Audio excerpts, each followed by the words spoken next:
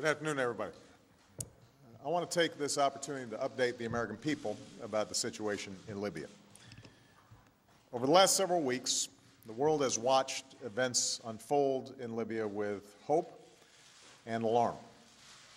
Last month, protesters took to the streets across the country to demand their universal rights and a government that is accountable to them and responsive to their aspirations.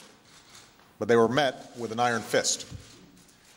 Within days, whole parts of the country declared their independence from a brutal regime, and members of the government serving in Libya and abroad chose to align themselves with the forces of change.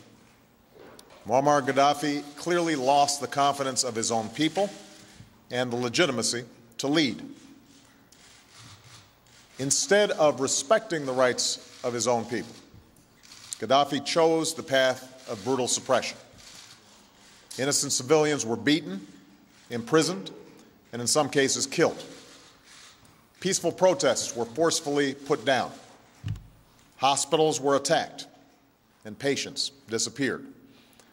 A campaign of intimidation and repression began. In the face of this injustice, the United States and the international community moved swiftly. Sanctions were put in place by the United States and our allies and partners. The UN Security Council imposed further sanctions, an arms embargo, and the specter of international accountability for Gaddafi and those around him. Humanitarian assistance was positioned on Libya's borders, and those displaced by the violence received our help. Ample warning was given that Gaddafi needed to stop his campaign of repression or be held accountable. The Arab League and the European Union joined us in calling for an end to violence. Once again, Gaddafi chose to ignore the will of his people and the international community. Instead, he launched a military campaign against his own people.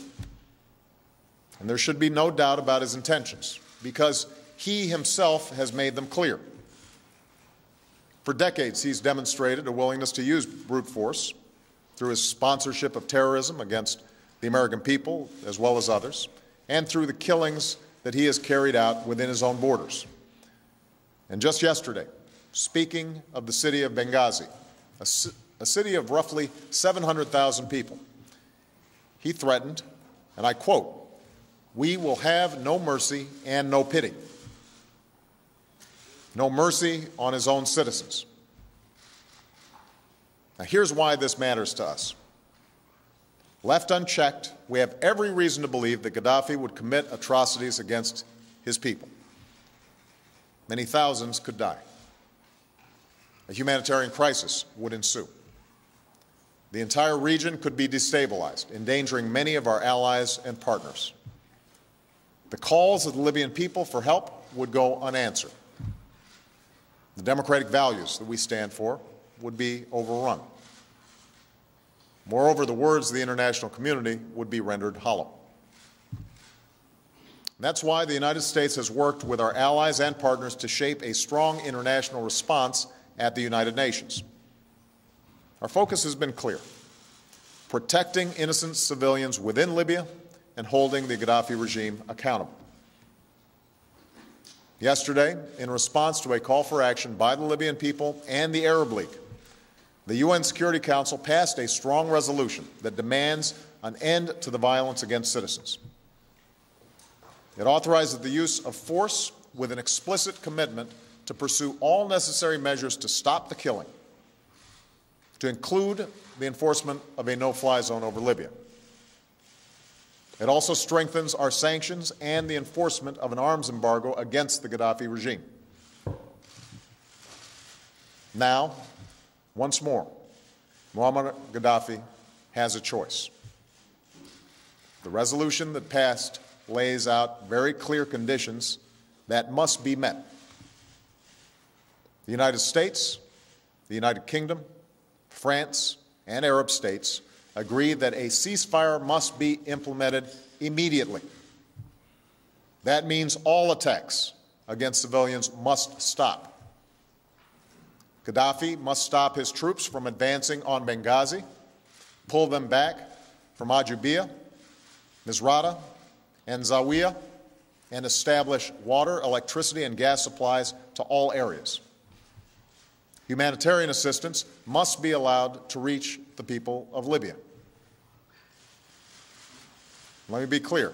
These terms are not negotiable. These terms are not subject to negotiation. If Gaddafi does not comply with the resolution, the international community will impose consequences, and the resolution will be enforced through military action. In this effort, the United States is prepared to act as part of an international coalition. American leadership is essential, but that does not mean acting alone. It means shaping the conditions for the international community to act together. That's why I've directed Secretary Gates and our military to coordinate their planning, and tomorrow Secretary Clinton will travel to Paris for a meeting with our European allies and Arab partners about the enforcement of Resolution 1973.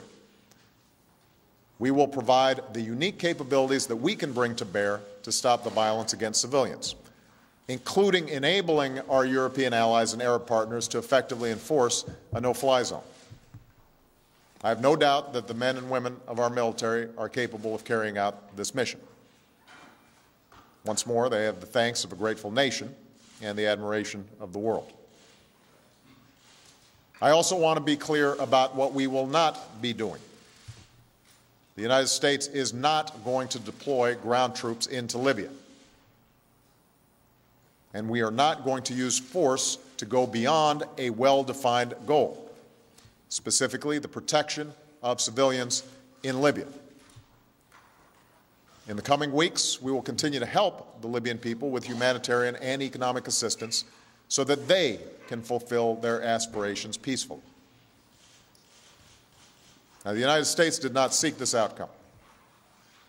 Our decisions have been driven by Gaddafi's refusal to respect the rights of his people and the potential for mass murder of innocent civilians. It is not an action that we will pursue alone. Indeed, our British and French allies and members of the Arab League have already committed to take a leadership role in the enforcement of this resolution, just as they were instrumental in pursuing it. We are coordinating closely with them. And this is precisely how the international community should work, as more nations bear both the responsibility and the cost of enforcing international law. This is just one more chapter in the change that is unfolding across the Middle East and North Africa. From the beginning of these protests, we've made it clear that we are opposed to violence. We've made clear our support for a set of universal values and our support for the political and economic change that the people of the region deserve. But I want to be clear. The change in the region will not and cannot be imposed by the United States or any foreign power. Ultimately, it will be driven by the people of the Arab world. It is their right and their responsibility to determine their own destiny. Let me close by saying that there is no decision I face as your Commander-in-Chief that I consider as carefully as the decision to ask our men and women to use military force, particularly at a time when our military is fighting in Afghanistan and winding down our activities in Iraq. That decision is only made more difficult. But the United States of America will not stand idly by in the face of actions that undermine global peace and security. So I've taken this decision with the confidence that action is necessary and that we will not be acting alone. Our goal is focused, our cause is just, and our coalition is strong. Thank you very much.